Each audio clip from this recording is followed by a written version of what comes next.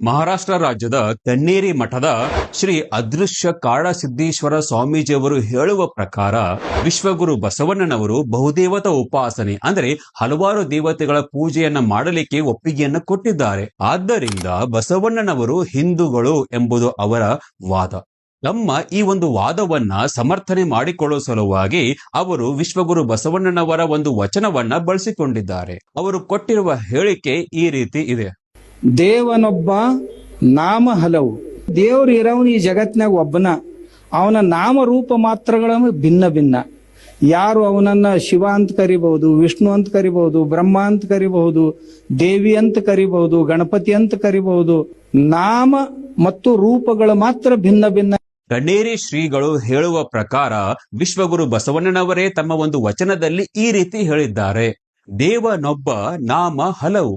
ಅಂದ್ರೆ ದೇವರು ಒಬ್ಬನೇ ಇದ್ದಾನೆ, ಆದರೆ ಅವನ ನಾಮ, ಅವನ ಹೆಸರುಗಳು ಬಹಳಷ್ಟು ಇವೆ. ಅದಕ್ಕಾಗಿ ನಾವು ಹಲವಾರು ದೇವತೆಗಳ ಪೂಜೆಯನ್ನ ಮಾಡಬಹುದು ಎಂದು ಬಸವಣ್ಣನವರೇ ಹೇಳಿದ್ದಾರೆ ಎಂಬುದು ಆ ಸ್ವಾಮಿಗಳ ವಾದ.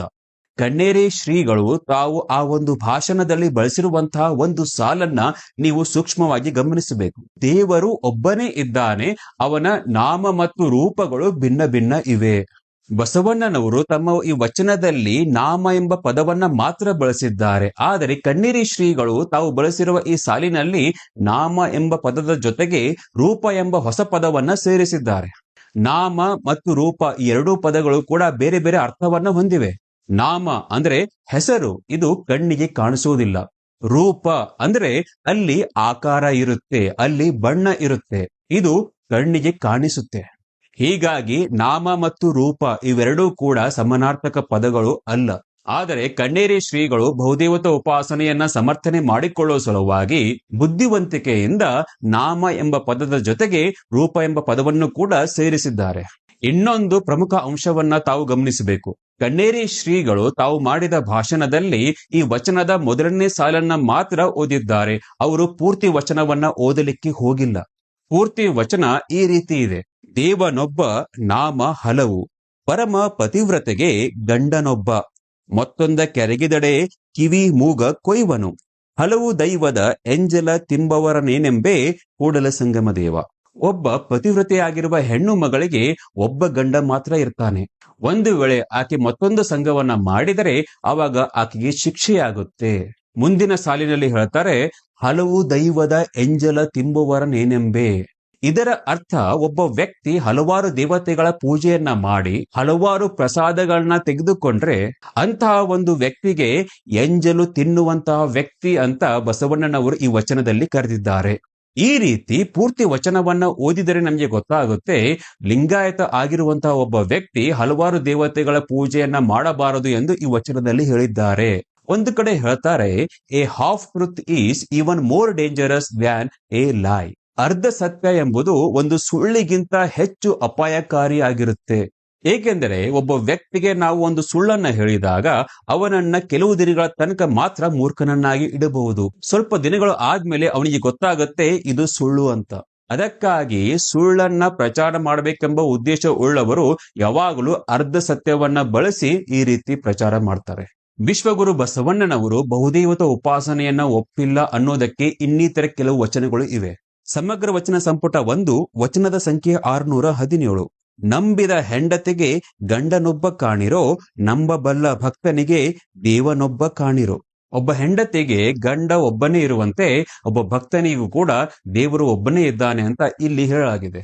ದೇವರು ಒಬ್ಬನೇ ಇದ್ದಾನೆ, ಆದರೆ ಅವನನ್ನು ಹಲವಾರು ದೇವತೆಗಳ ರೂಪದಲ್ಲಿ ಪೂಜೆ ಮಾಡಬಹುದು ಅಂತ ಬಸವಣ್ಣನವರು ಹೇಳಿದ್ರೆ ಅವರು ಈ ಒಂದು ವಚನವನ್ನ ಇಲ್ಲಿಗೆ ಮುಗಿಸ್ತಾ ಇದ್ರು. ಆದರೆ ಮುಂದೆ ಈ ವಚನದಲ್ಲಿ ಅವರು ಹೇಳ್ತಾರೆ, ಬೇಡ ಬೇಡ ಅನ್ಯ ದೈವದ ಸಂಘ ಹೊಲ್ಲ, ಬೇಡ ಬೇಡ ಅನ್ಯ ದೈವವೆಂಬುದು ಹಾದರ ಕಾಣಿರೋ.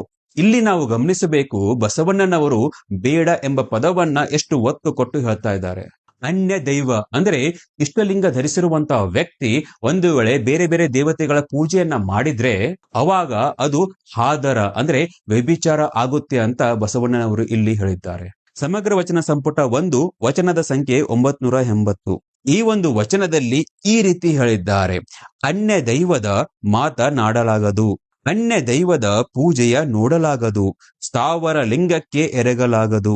ಈ ಒಂದು ವಚನದಲ್ಲಿ 2 ರೀತಿಯ ಸಂದೇಶಗಳನ್ನ ಬಸವಣ್ಣನವರು ಕೊಟ್ಟಿದ್ದಾರೆ. ಇಷ್ಟಲಿಂಗ ಧರಿಸಿರುವಂತಹ ವ್ಯಕ್ತಿ ಅನ್ಯ ದೈವ ಅಂದ್ರೆ ಬೇರೆ ದೇವತೆಗಳ ಪೂಜೆಯನ್ನ ಮಾಡಬಾರದು ಮತ್ತು ದೇವಾಲಯದಲ್ಲಿರುವ ಸ್ಥಾವರ ಲಿಂಗದ ಪೂಜೆಯನ್ನು ಕೂಡ ಮಾಡಬಾರದು. ವಿಶ್ವಗುರು ಬಸವಣ್ಣನವರ ಕೆಲವೊಂದು ವಚನಗಳನ್ನ ಮಾತ್ರ ಇಲ್ಲಿ ಉಲ್ಲೇಖ ಮಾಡಲಾಗಿದೆ.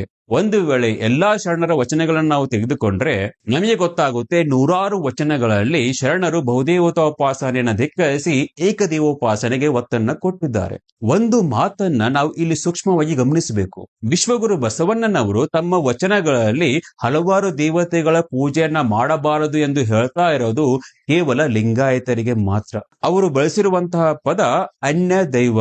ಅಂದ್ರೆ ಒಬ್ಬ ವ್ಯಕ್ತಿ ಇಷ್ಟಲಿಂಗ ದೀಕ್ಷೆಯನ್ನ ಪಡೆದು ತನ್ನ ಎದೆಯ ಮೇಲೆ ಇಷ್ಟಲಿಂಗವನ್ನ ಧರಿಸಿದ ಮೇಲೆ ಅನ್ಯ ಅಂದ್ರೆ ಬೇರೆ ಬೇರೆ ದೇವತೆಗಳ ಪೂಜೆಯನ್ನ ಮಾಡಬಾರದು ಎಂಬ ಸಂದೇಶವನ್ನ ಅವರು ಕೊಟ್ಟಿದ್ದಾರೆ.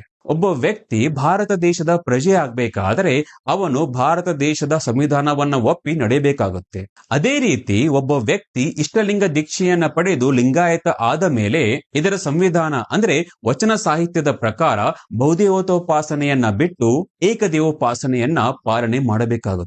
ವಚನಗಳ ಬಗ್ಗೆ, ಲಿಂಗಾಯತ ಧರ್ಮದ ಬಗ್ಗೆ ಯಾರಾದರೂ ಒಂದು ಮಾತನ್ನ ಹೇಳಿದಾಗ ನಾವು ಕಣ್ಣು ಮುಚ್ಚಿ ಅದನ್ನು ನಂಬುವುದಕ್ಕಿಂತ ಹಲವಾರು ವಚನಗಳನ್ನು ಓದಿ ಅಧ್ಯಯನವನ್ನ ಮಾಡಿ ನಮ್ಮ ಸ್ವತಂತ್ರ ಬುದ್ಧಿಯನ್ನು ಬಳಸಿ ವಚನಗಳ ನಿಜವಾದ ಅರ್ಥವನ್ನ ನಾವು ತಿಳಿದುಕೊಳ್ಳಬೇಕು.